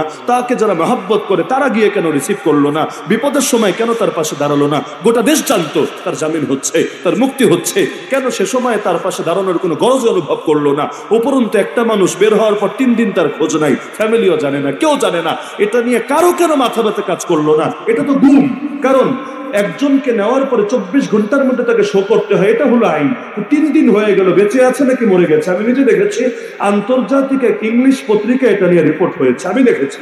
আমার পত্রিকার নামটা এখন স্মরণ নাই। তো বাংলাদেশে কোনো পত্রিকা, কোনো ব্যক্তি এটা নিয়ে কোনো কথাই বলে নাই, উল্টো টিটকারি ঠিকে মেরেছে, ফিরতেই দেয় নাই। তার আগেই শুরু হয়েছে খোঁচাখুচি। অথচ নিজেদের ভেতরকার বিষয় নিজেরাই বসে মিটমাট করা যেত। এর সমাধান কখনো এটা ছিল না। আজকে আপনি অন্যের জন্য যে গর্ত খুঁড়বেন, সে গর্তে আপনাকে একদিন না একদিন পরে লাগবেই লাগবে ইনশাআল্লাহ। সুতরাং মাজলুমের বড় পরিচয় মাজলুম। হ্যাঁ, আমি স্পষ্ট বলি, তার সাথে আমার প্রতিটা বিষয়ে যে আমিও একমত বিষয়টা এমন না। যেমন সারা বিশ্বে একই দিনে রোজা এবং ঈদ, আরো নামাজের বিভিন্ন মাসালা মাসাইল, আরো বহুত বিষয় আছে। আমি অত ভালো জানি না, কারণ আগেই বলেছি বয়ান জীবনে শুনি নাই। তা আমার জানাশোনা থেকে আমি অন্তত 1 ডজনের বেশি লিস্ট দিতে পারবো, যার সাথে যে ব্যাপারে তার সাথে আমার ইলমি ইখতিলাফ ছিল। কিন্তু ইলমি ইখতিলাফ থাক না, ইমাম শাফিঈর সাথে আমাদের ইখতিলাফ আছে সবচাইতে বেশি।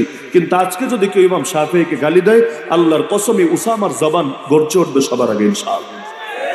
কারণ ইলমি বিষয়, ইলমি জায়গা।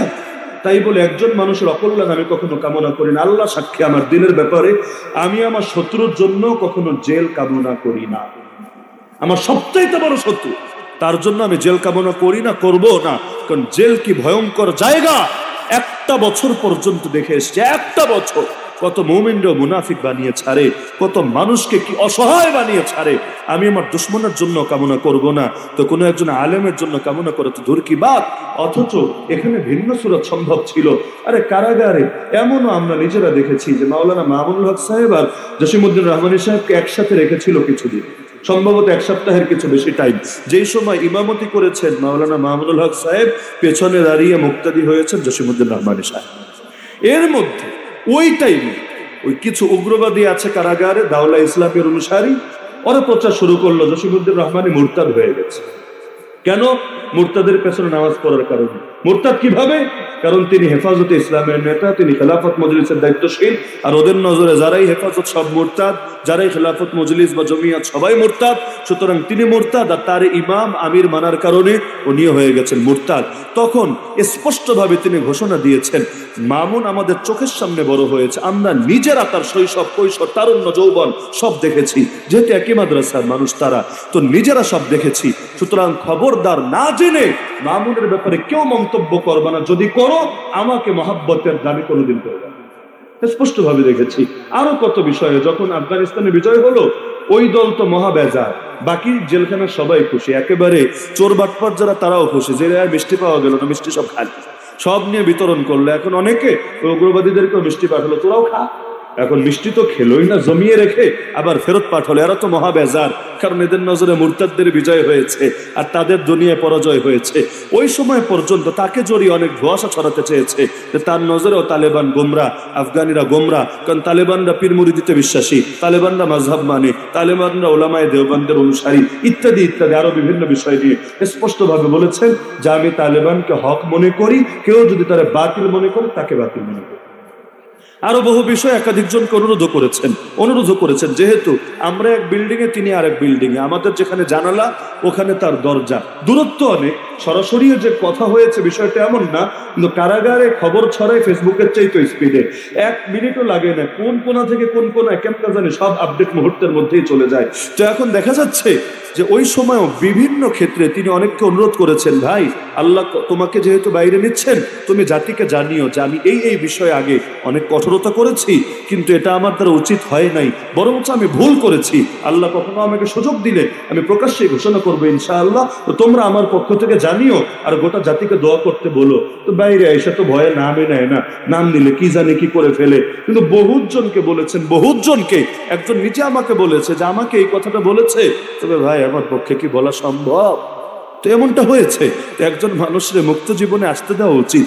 তারপর ইখতিলাফ থাকলে দেখা যাবে না। এই দেশে ইনশাআল্লাহ মানুষ এখন আর অন্ধ না। কেউ যদি বাস্তবে বাড়াবাড়ি করে থাকে, জাতি এখন এত অসচেতন না, জাতি ইনশাআল্লাহ অবশ্যই এটা বুঝবে। আর আমাদের কাজ হলো স্পষ্ট জানিয়ে দেওয়া, ওমা আলার রাসূল ইল্লাল বালাগুল মুবিন, আমরা দারোগা না, লাস্তা আলাইহিম বিমুসাইতির। সুতরাং আমার কথা থাকবে এটাই।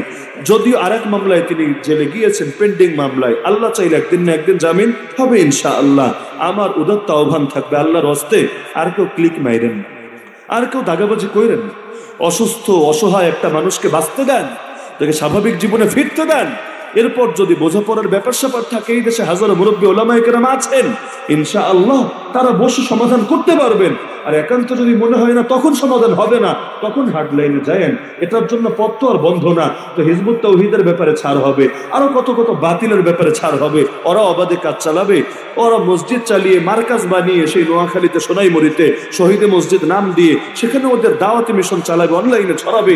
এটা নিয়ে যতটা গরজ দেখাবেন না, উস্কানি দিবেন না, তার চাইতে মাজলুমকে নিয়ে বেশি উস্কানি দেওয়া আল্লাহ ওয়াস্তে কইলেন না, এটা মুসলমানের সাথে মানায়। বেশি কষ্ট দিয়ে ফেললাম নাকি আপনি? আমার কাছে মনে হয়েছে বিষয়গুলো আমি বললাম, এখন কারো দ্বিমত থাকতে পারে, আমি দ্বিমতকে শ্রদ্ধা জানাই, কিন্তু আমার কাছে মনে হয়েছে জুলুম হচ্ছে, আমরা জুলুম করে ফেলছি তার উপর।